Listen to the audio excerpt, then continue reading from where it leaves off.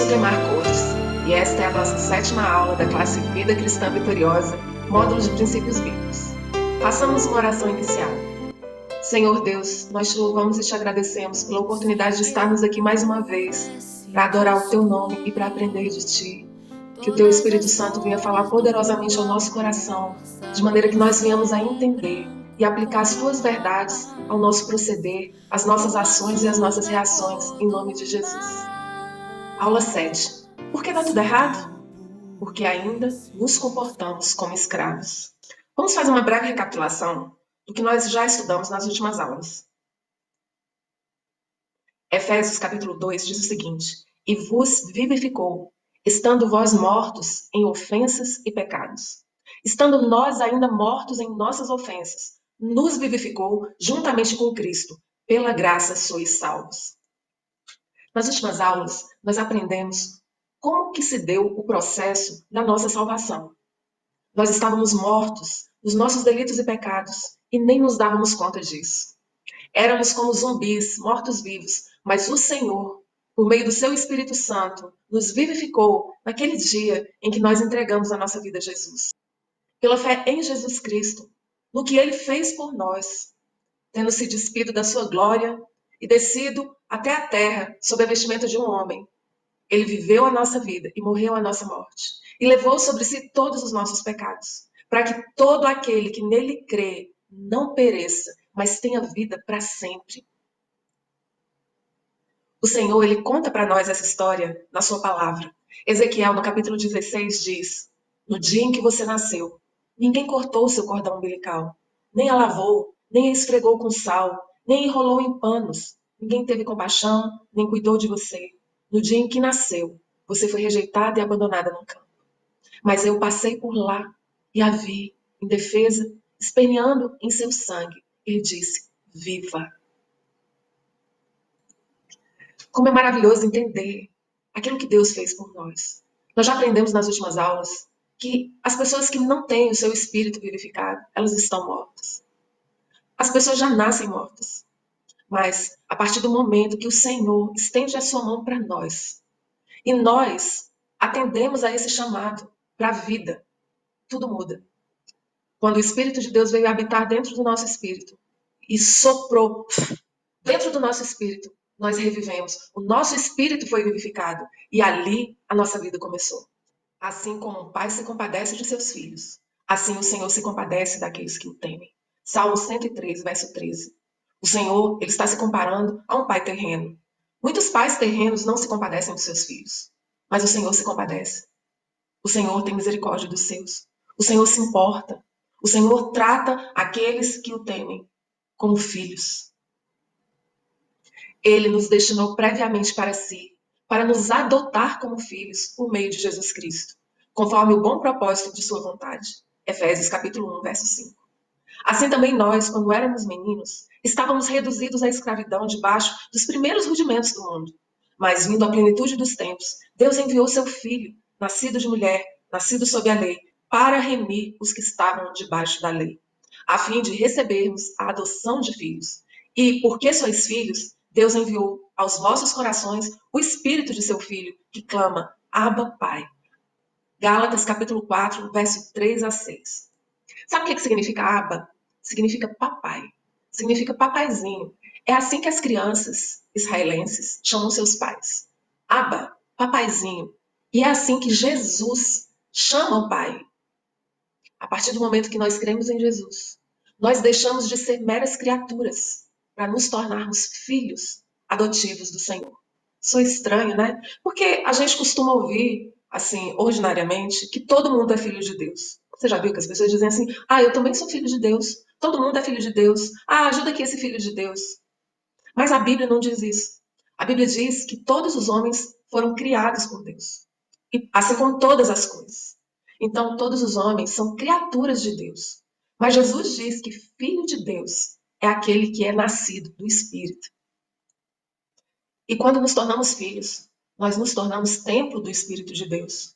Não sabeis vós que sois templo de Deus? E que o Espírito de Deus mora dentro de vós? Se alguém destruir o templo de Deus, Deus o destruirá, porque o templo de Deus, que sois vós, é santo. Santo significa separado. Santo não significa perfeito. Santo significa separado. Deus diz que o templo dele é separado para ele. Deus diz que ele vem morar dentro do templo dele. E ele diz que esse templo é você e eu. Agora vem a pergunta que não quer calar. Como é que pode? Uma pessoa viva, uma pessoa vivificada pela fé em Jesus Cristo, uma pessoa que é morada do Altíssimo, templo do Deus vivente, habitação do Espírito Santo. Como é que pode uma pessoa dessas viver tantas derrotas nas mais diversas áreas da vida? Exatamente como se fosse um morto vivo, um zumbi, alguém condenado ao fracasso, não importa quanto dinheiro, poder, saúde, beleza e fama tenha. Como é que pode isso? Como é que pode cristãos nascidos do Espírito, novas criaturas em Cristo Jesus, vivendo como mortos? Qual que é a causa disso? A causa disso, nós vimos nas últimas aulas, é que tanto o corpo quanto a alma têm reinado sobre as nossas ações e as nossas reações diárias, têm governado nossas decisões diárias, exatamente como quando nós estávamos mortos. Vamos recapitular? Como é que isso se dá? E o mesmo Deus de paz vos santifique em tudo, e todo o vosso espírito e alma e corpo sejam plenamente conservados irrepreensíveis para a vinda do nosso Senhor Jesus Cristo. Primeira carta aos Tessalonicenses, capítulo 5, verso 23. Nós aprendemos que nós somos o templo do Espírito Santo e que a Bíblia explica como é que funciona o templo. Ao explicar como funciona o templo, a Bíblia está explicando como você funciona, como eu funciono. Nós somos divididos em três partes. Não, nós não somos divididos em duas partes. Nós não somos corpo e alma, como o senso comum pode observar. Não, nós somos divididos em três: corpo, alma e espírito. As pessoas naturais, a Bíblia chama de o homem natural. Elas não percebem que elas têm um espírito e que esse espírito é algo diferente da sua alma. Mas no dia que você entrega sua vida a Jesus e que seu espírito que estava morto é vivificado, a partir dali você está apto pelo Espírito Santo que veio morar dentro do seu espírito, a perceber, a discernir que você tem esse espírito. Mas então, mesmo sendo morada do Espírito de Deus, ainda firmamos nossas decisões sob o comando da nossa alma, sob o comando do nosso corpo, e não sob o comando do Espírito Santo que mora no nosso espírito? Por que que isso acontece? Porque o Espírito Santo, que habita dentro de nós, não obriga a gente a obedecer. Você já fez essa pergunta? Por que ele não nos força a ouvir e a obedecer os seus comandos? Que droga! Por que ele nos deixa ainda fazer do nosso jeito, como se não fôssemos vivos? Como se não fôssemos renascidos? Como se não fôssemos regenerados pela fé em Jesus Cristo? Você já fez essa pergunta? Que coisa! Eu quero fazer a coisa certa. Eu quero acertar. Mas quando eu vejo, eu já fiz errado. Eu faço tudo calculado, pensando crente que eu estou fazendo a melhor opção. Mas aí vem o resultado e eu vejo a burrada que eu fiz. Que droga de uma joga! Meu filho falava desse jeito quando era pequenininho. Broga de uma joga. Deus, pega meu livre-arbítrio de volta. Eu não sei usar essa. Quando você começa a amar o Senhor. Sim, porque a gente não ama de pronto, né? Mas quando você começa a amar o Senhor, que você quer acertar, não para receber alguma coisa dele, mas para agradar a ele. E aí você, mesmo querendo fazer tudo certo e se esforçando, você ainda faz as coisas erradas. Dá um desespero. Ah, não, Deus, eu não quero decidir nada, não. Decide aí por mim, me liga um botão para me fazer acertar. Eu não aguento mais, Deus. Eu quero fazer certo, mas eu faço errado. Olha, até o apóstolo Paulo sofreu com isso. Essa moça aí eu achei um barato, né? Ela falou: Olha, Deus, eu não dou conta desse negócio de ter poder de decisão, não. Olha, existe uma discussão teológica muito grande entre calvinistas e arminianos sobre essa questão do livre-arbítrio. Mas nós não vamos entrar nessa discussão aqui. Amém? Vamos direto ao ponto que nos interessa. É que, uma vez nascidos de novo, uma vez regenerados no nosso espírito, nós entramos num processo de santificação, de separação. E dentro desse processo, nós cometemos muitos erros. Ao ponto que a gente desespera.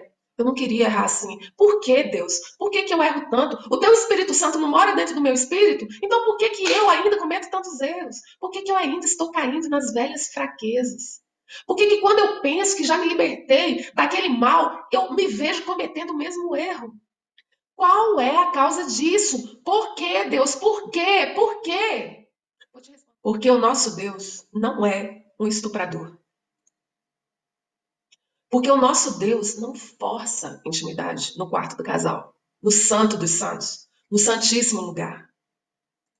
Se você ainda não assistiu às últimas aulas, eu sugiro a você que assista, para você entender exatamente o que eu estou querendo dizer com isso. Aqueles que assistiram às últimas aulas estão entendendo exatamente o que eu quero dizer com isso aqui.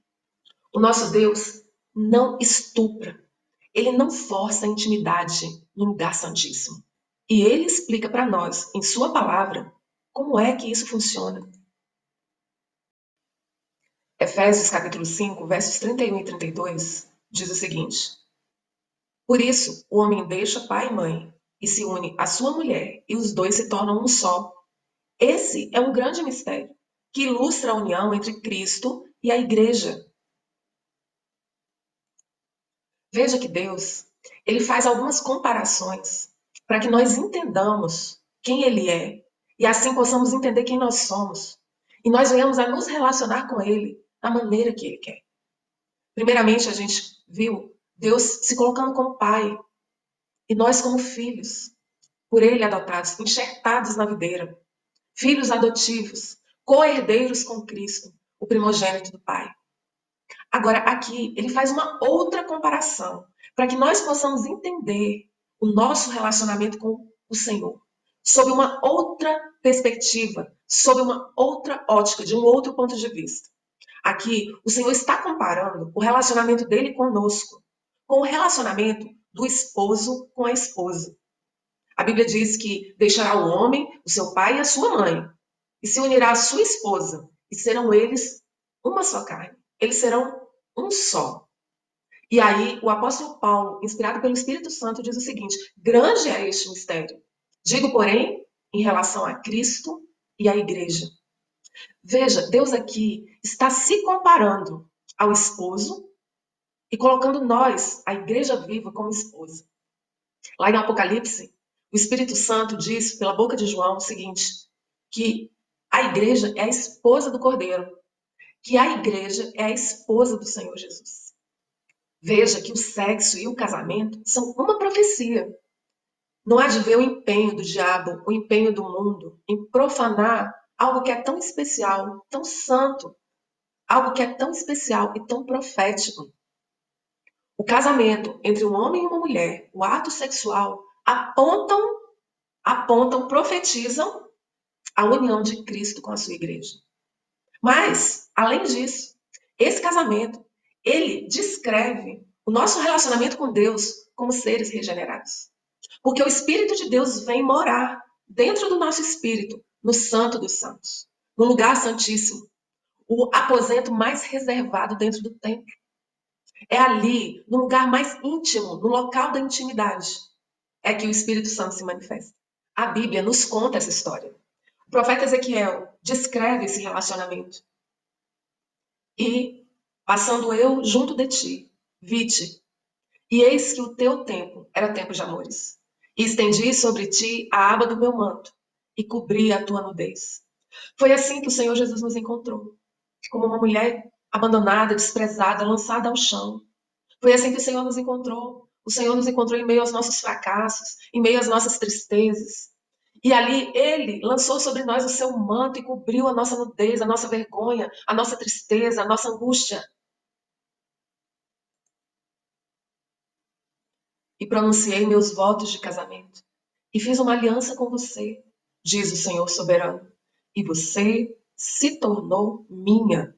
Ezequiel, capítulo 16, verso 8. Então, lavei você, limpei o sangue e passei óleo perfumado na sua pele.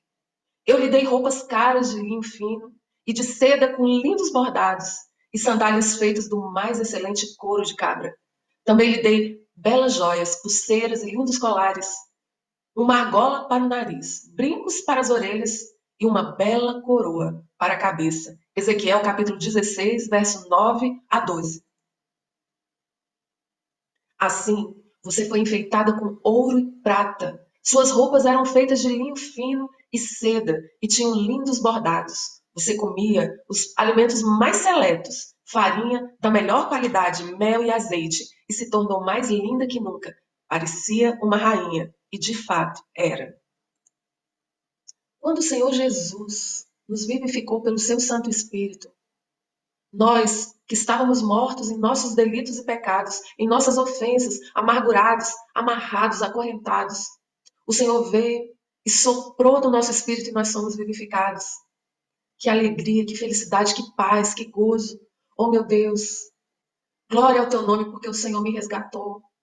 Eu era tão infeliz, eu era tão triste, eu era tão frustrado, mas o Senhor me encontrou.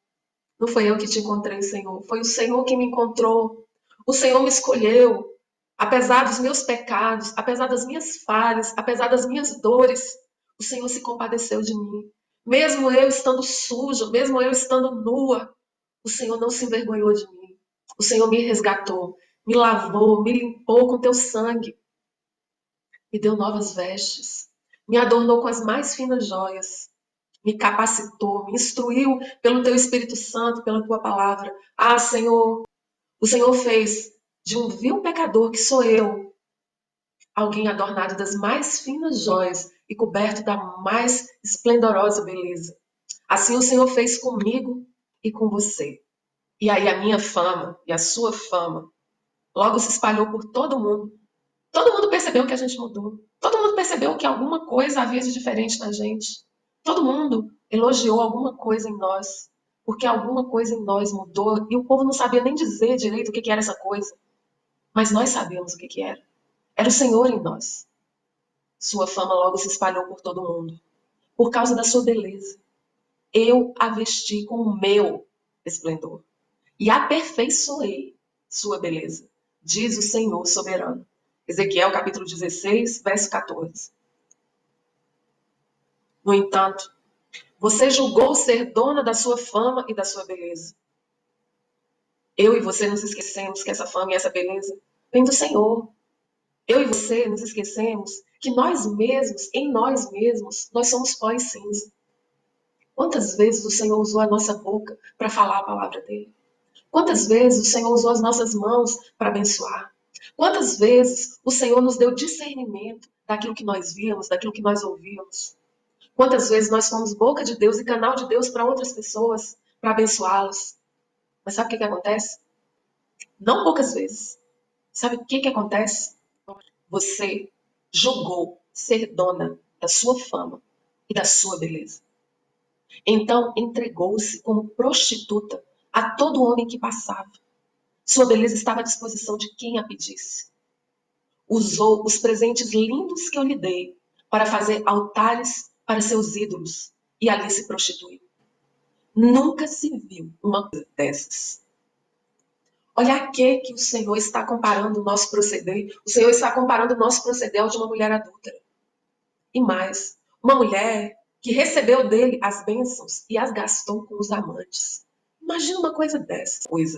Imagina um marido que cerca sua esposa com atenção, com amor, carinho. E essa esposa faz um pedido e ele atende. Essa esposa faz outro pedido, ele atende. Esse esposo atende até a pedidos que a esposa não fez. Mas aí a esposa começa a pedir coisas. Para quê? Para ostentação. Para gastar com amantes. O Senhor chama os ídolos de amantes, após quem a sua esposa se prostituiu. É assim que o nosso Deus compara o relacionamento dele comigo e com você. Vamos entender, recapitulando. Nós somos o templo do Espírito Santo. E a Bíblia descreve como que o templo está subdividido. Ele está subdividido em um átrio, que é o nosso corpo, em um lugar santo, que é a nossa alma, e no Santo dos Santos, que é o lugar mais escondido dentro do templo, que é o nosso espírito.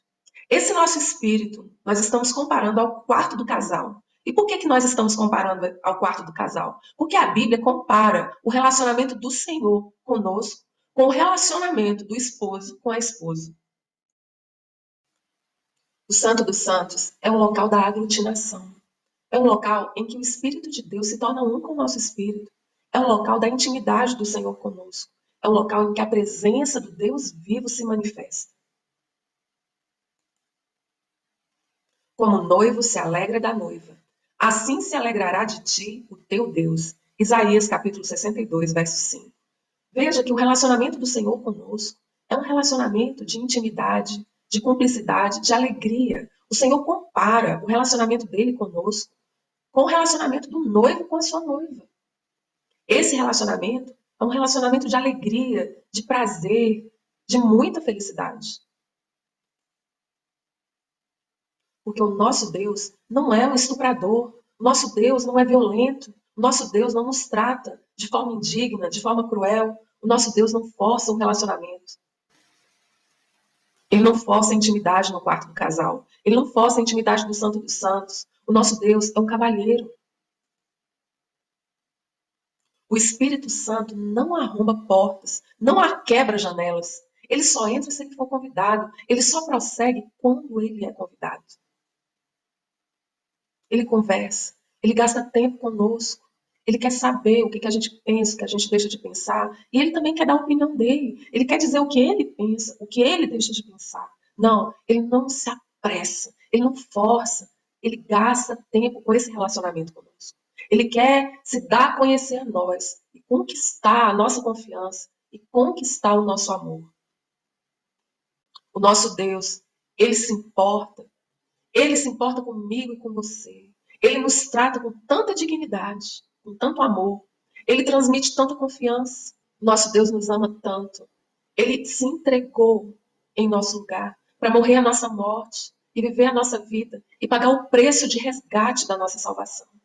O nosso Deus, ele pagou o mais alto preço para poder se aglutinar conosco, para poder ser um conosco, numa aliança superior à aliança de Moisés, numa aliança superior à aliança que foi feita com Noé, num relacionamento mais íntimo do que o relacionamento que ele tinha com Adão e Eva na viração do dia, enquanto eles passeavam pelo jardim.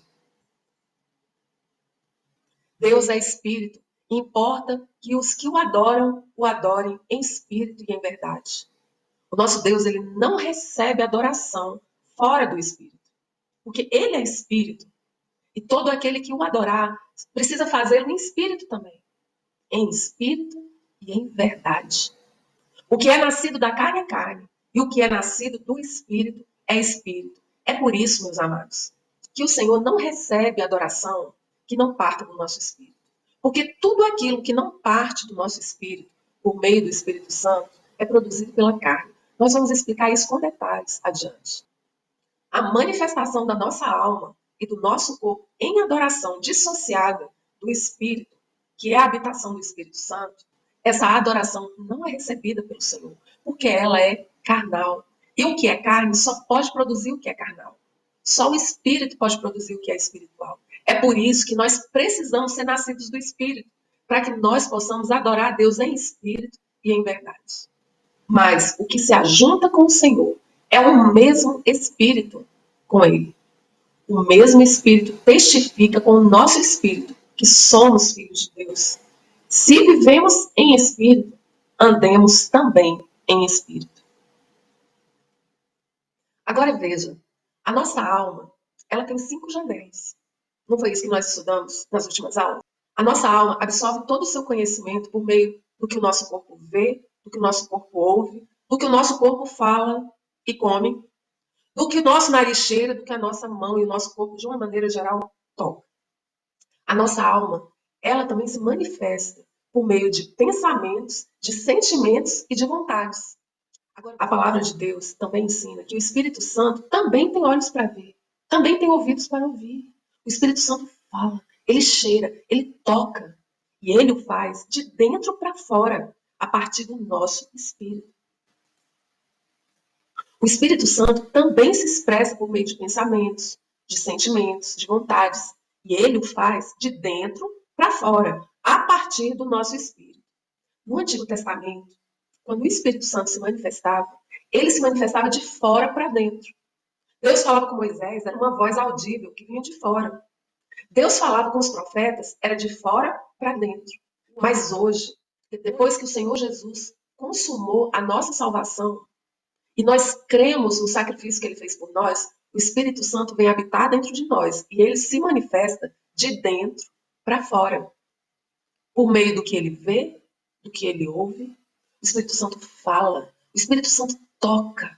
O Espírito Santo pensa e ele manifesta os pensamentos dele, manifesta os sentimentos dele, manifesta as vontades dele. E o meu espírito se alegra em Deus, meu Salvador. O espírito se alegra. Turbou-se em espírito, ficou agitado em espírito. Foi Paulo impulsionado pelo Espírito. O Espírito tem vontades, tem sentimentos e manifesta os pensamentos dele dentro de nós. Enquanto Paulo os esperava em Atenas, o seu espírito se revoltava em face da idolatria dominante na cidade. Agora, constrangido pelo Espírito, vou a Jerusalém. Não sei o que me espera ali, senão que o Espírito Santo me diz: em todas as cidades que tenho pela frente prisão e sofrimento. Contudo, não tive descanso em meu espírito. Veja como o espírito se manifesta. O espírito constrange, o espírito se alegra, o espírito se entristece. Sim, o espírito tem sentimentos, tem pensamentos, tem vontades. O que vocês acham que as escrituras querem dizer quando afirmam que o espírito colocado por Deus em nós tem ciúmes? Sabe quem faz essa pergunta? O apóstolo Tiago, irmão de Jesus. Sabe por que Tiago faz essa pergunta?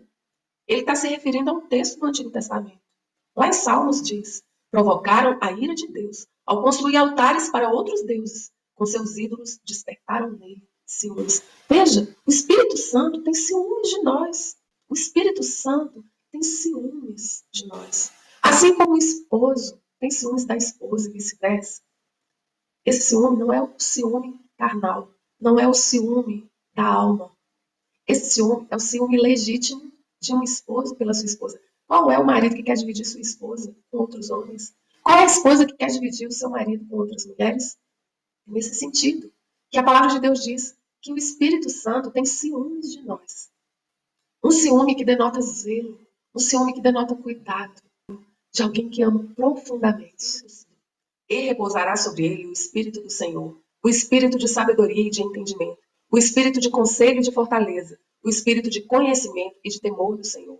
E deleitar-se-á no temor do Senhor, e não julgará segundo a vista dos seus olhos, nem repreenderá segundo o ouvido dos seus ouvidos, mas julgará com justiça. Aqui, o profeta Isaías está se referindo a Jesus. Aqui diz que Jesus tem um espírito de sabedoria, de entendimento, de conselho, de fortaleza, de conhecimento e de temor. Que ele não julga segundo a vista dos olhos naturais, nem repreende segundo o ouvido dos seus ouvidos naturais. Assim também somos nós. Quando o Espírito Santo vem habitar dentro de nós, nós recebemos esse espírito de conhecimento, esse espírito de sabedoria, esse discernimento espiritual para fazer julgamento, não segundo o ver dos nossos olhos naturais, nem o ouvir dos nossos ouvidos naturais, mas nós vamos julgar segundo a reta justiça, a justiça que vem da cruz. Mas como identificar a voz do Espírito? Como não confundir a voz do Espírito com a voz da minha alma? Como não confundir a voz do Espírito Santo, que habita dentro do meu espírito, com a voz do diabo, que fica ali no pé do meu ouvido? Como diferenciar todas essas vozes? Como é que a gente faz isso, meu Deus?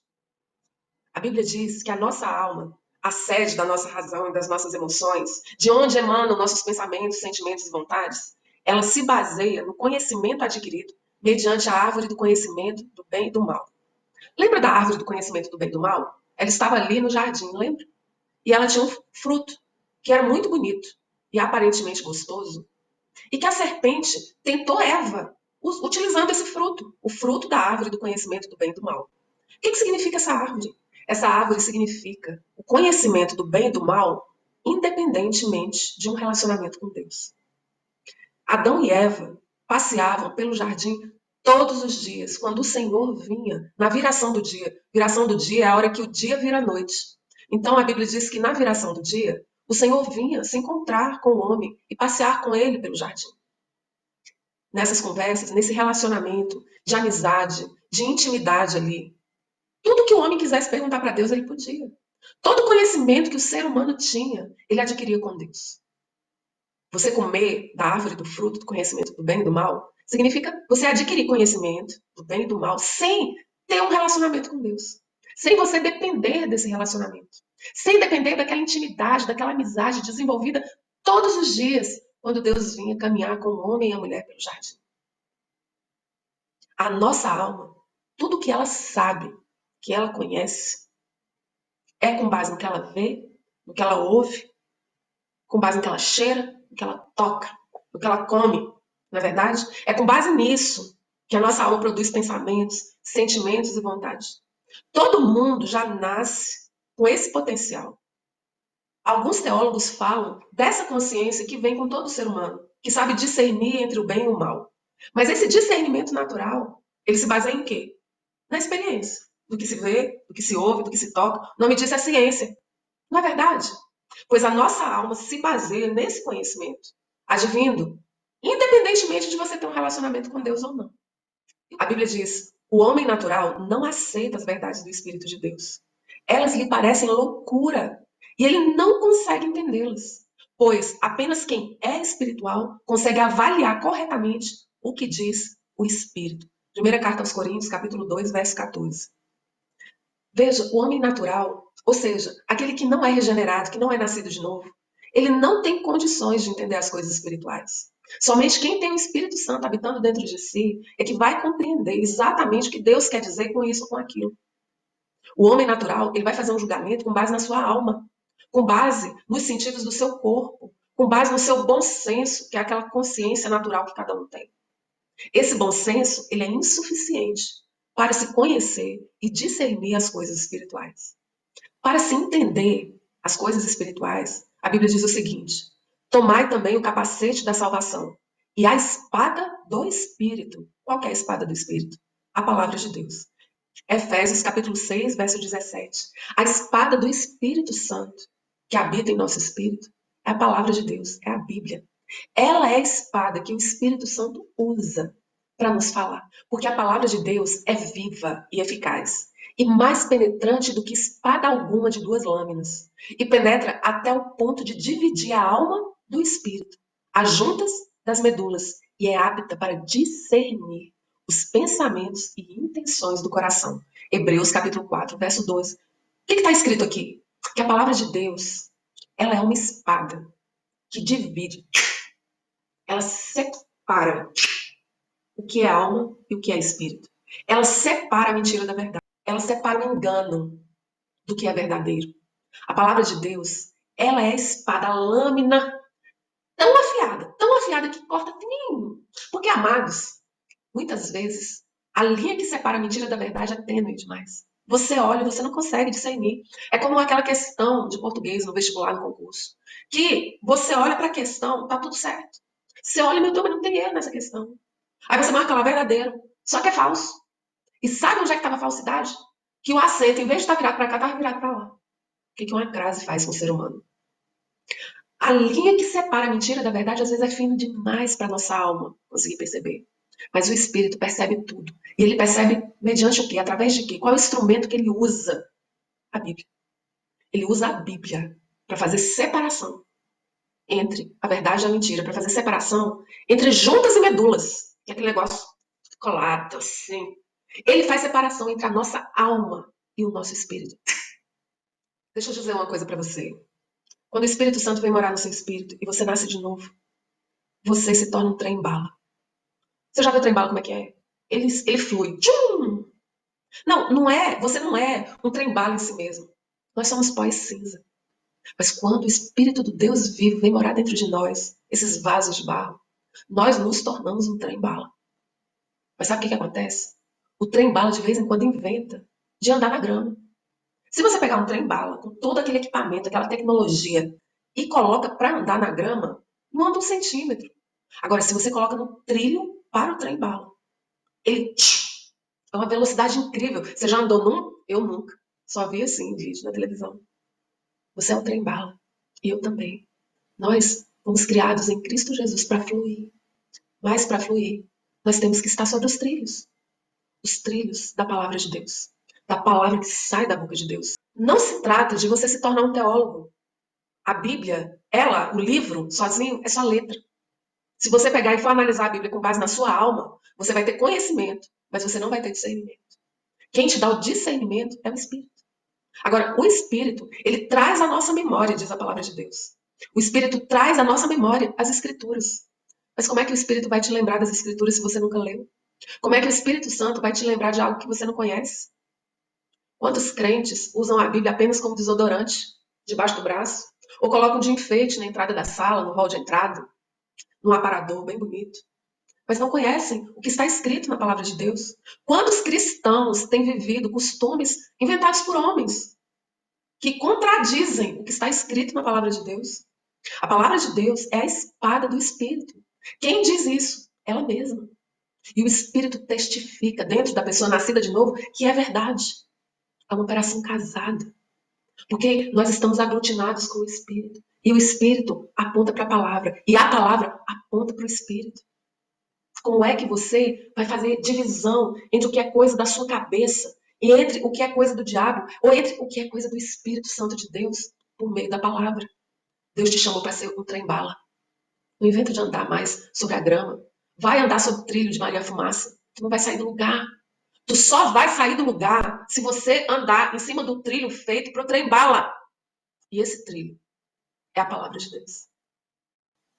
Confie no Senhor de todo o coração e não dependa de seu próprio entendimento.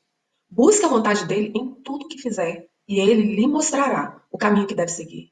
Não se pressione com sua própria sabedoria. Tema ao Senhor e afaste-se do mal. Então você terá saúde para o corpo e força para os ossos. Provérbios capítulo 3, versos 5 a 8. Bom, com essa aula, nós adquirimos uma visão panorâmica do que seja o nosso corpo, a nossa alma e o nosso espírito e essa interligação entre eles e o Espírito de Deus. Já podemos partir para a próxima aula e tratar dos inimigos do cristão. Um dos grandes equívocos que nós cometemos é identificar mal os nossos inimigos. Porque com o inimigo não há misericórdia, não há diálogo.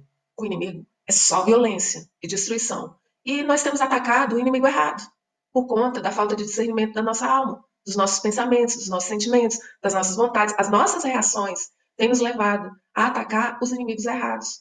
Mas a palavra de Deus, a espada do Espírito Santo, operando dentro do nosso espírito, vai nos instruir, em nome de Jesus, a identificar corretamente os nossos inimigos. Amém? Vamos fazer uma oração agradecendo ao nosso Deus por essa aula. Senhor Deus, nós te louvamos e te agradecemos por esse conhecimento que o Senhor tem derramado sobre nós. O que nós te pedimos é que o Senhor venha aplicar essa palavra ao nosso coração e ao nosso comportamento, em nome de Jesus. Amém. A paz do Senhor.